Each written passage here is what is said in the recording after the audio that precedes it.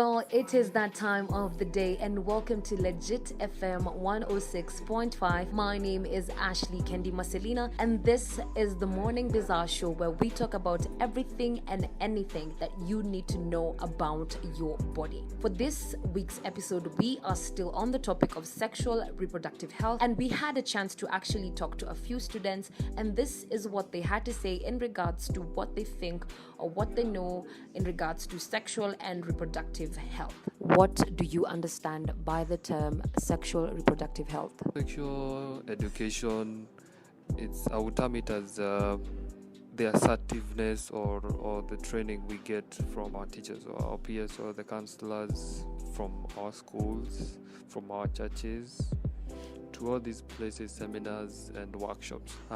It entails mostly how we care for ourselves, how we abstain from it, and how we can deal with it. What are these diseases? Where do we get them, and how do we deal with them, or how do we abstain from them? Okay. Yeah. So for me, I believe it's from the syllabus, from the counselors. They tell us this type of disease goes from symptoms to effects. For education, I think it's for me it's more of syllabuses. How do you ensure that you maintain your sexual health as a student in the university? Abstinence is the key. Yes, it's possible to abstain, but if you cannot, I believe there are free condoms provided.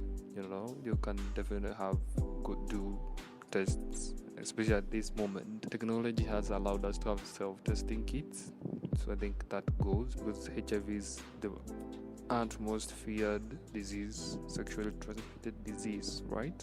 For the rest, I think there are no proper ways to mitigate it. So unless you just abstain or use condoms, that is what I would say. Yeah. What do you understand by the term sexual reproductive health? Contracted this sexually transmitted disease about 2 years ago, and until now I'm still not clean from it. Well, I got it through my partner back then. We used to have sexual relations, of course, but it was quite different because we were both healthy.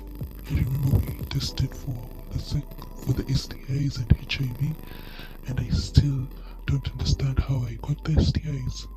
But from the explanation from the doctor, I can now understand better. So I got pelvic inflammatory sexually transmitted disease. And this is the kind of STI where you just get cramps, you get abdominal pains, change in your menstrual cycle. You will think it's just hormonal imbalance, but actually it's not. It's a bacteria that has traveled from your birth canal, vagina, to your fallopian tubes, then to your uterus. That's why you have all those pain in one place, and you will think it's menstrual cramps. So how did I come to know about it? I knew about it after like 6 months of contracting it, because I thought it was just terrible cramps, abdominal pains. Well, when I went to the doctor to visit the doctor, he told me I am very lucky that I came to the hospital, because if I could have stayed any longer, it could have been a serious case.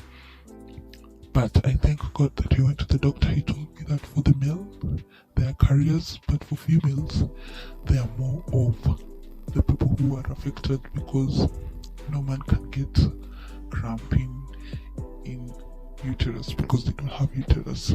Yeah, that's how I contracted, and it has taken time with my antibiotics to get rid of them. Yeah, that's my story. Well, that's all that we had for you today here at the Morning Bazaar. And as you've heard, it is actually important and very possible to maintain your sexual and reproductive health. My name is Ashley Kendi Marcelina, and always remember to keep it Legit FM 106.5.